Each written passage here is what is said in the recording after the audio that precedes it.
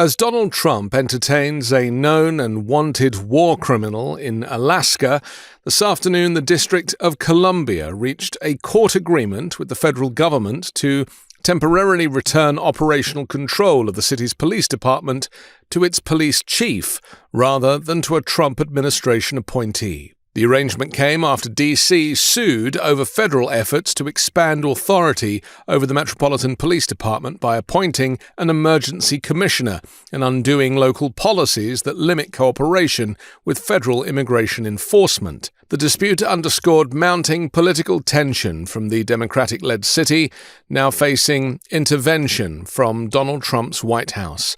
The federal takeover, unprecedented in modern times, began with an incremental build-up of federal law enforcement personnel and National Guard troops earlier in the week. By today, signs of the conflict over policing, immigration policy, and the city's right to self-govern were visible in court and on the streets. The right to control the local policing of our city sits with the mayor and the chief of police, notwithstanding the government, the president, and the attorney general's efforts to suggest that they had taken control of our police force and put somebody in to run our police force. I'm very gratified that the judge today recognized that that is flagrantly illegal, that it violates the clear language of the Home Rule Act, and that for all intents and purposes, the chief of police remains the chief of police. Pamela Smith, appointed by the mayor, confirmed by the council, remains the chief of police for the District of Columbia in command and control of the more than 3,100 professional officers that work for MPD. So the key for today is to know that our effort to avoid a hostile takeover of our police force is not going to happen. Chief Smith remains in control of the police department under the supervision of our mayor. Very important win for Home Rule today. I'm Muriel Bowser. I'm the mayor of Washington, D.C. I am pleased to stand with our Attorney General, Brian Schwab, and his capable team at the Office of the Attorney General, as well as members of my team.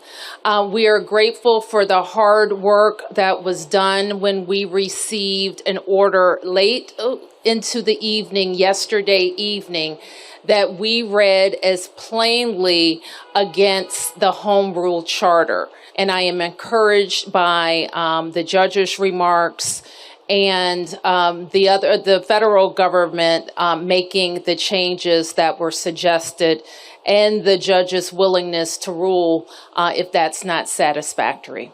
Earlier this week, Donald Trump continued his lies about rising crime in Washington, D.C. Well, during the hearing on D.C.'s request for a temporary restraining order to prevent the removal of Chief Smith, U.S. District Judge Anna Reyes signaled that federal law likely does not permit a complete takeover of city police by the president, though it may grant the White House greater authority than the city prefers.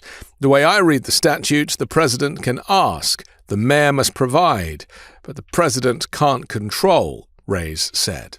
The Trump regime attorney argued that sidelining Smith followed an immigration order that continued to restrict certain cooperation with federal authorities, insisting that the president has broad powers to direct how the D.C. police assist federal operations. Meanwhile, the D.C. Attorney General contended that federal authority is narrowly defined, limited to requiring the mayor to provide police services for federal purposes. He described the takeover as unlawful and potentially destabilizing for the department. The Justice Department's order, signed by Attorney General Pam Bondi, placed DEA Chief Terry Cole in charge of the city's police, despite Smith's earlier directive allowing officers to share limited information with immigration officials. Bondi objected to this approach, calling it an extension of sanctuary policies. Dozens of National Guard troops are now patrolling the streets in Washington, D.C. This part of President Donald Trump's attempt to reel in crime in the nation's capital, which he claims is spiraling out of control. The first of 800 troops arriving in Hummers yesterday. Today, they are posted along the National Mall and outside national monuments where crime is already generally low.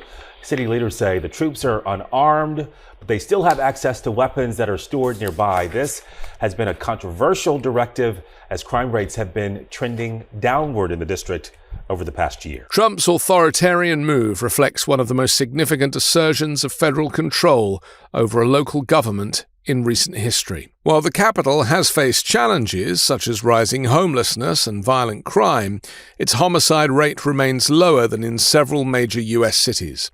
Under the Home Rule Act of 1973, D.C. maintains its own mayor and council, though the president retains special powers, including temporary authority over the police for up to 30 days without congressional approval.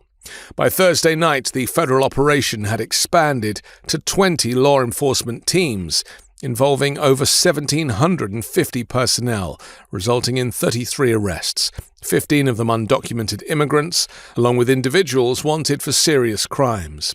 Military vehicles, including tanks, appeared at Union Station. National Guard troops patrolled iconic landmarks, and homeless encampments were cleared with uncertain relocation plans.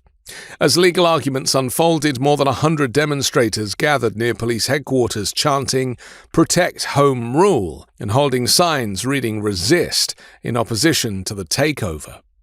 Donald Trump is flexing his dictatorial muscles in D.C., a blueprint for other sanctuary cities with mayors who are people of color. Trump's white supremacist and extreme far-right nationalist view of America will prevent sanctuary cities from operating, especially in the hands of people that are not really American by Donald Trump's standards. And if legal precedent fails to hold, Donald Trump will roll out this dystopian nightmare across all democratic and sanctuary cities, seeking to align all corners of America with his narrow field of view, turning a once free, dynamic, and diverse country into one controlled only by the whitest and wealthiest individuals. I'm Anthony Davis. You can find me on the 5 Minute News YouTube channel and podcast, on Wednesdays co-hosting Uncovered, and on Sunday on The Weekend Show with MeidasTouch. The truth is more important than ever. Check out our new Truth Over Lies collection at store.meidastouch.com. All 100% USA Union made.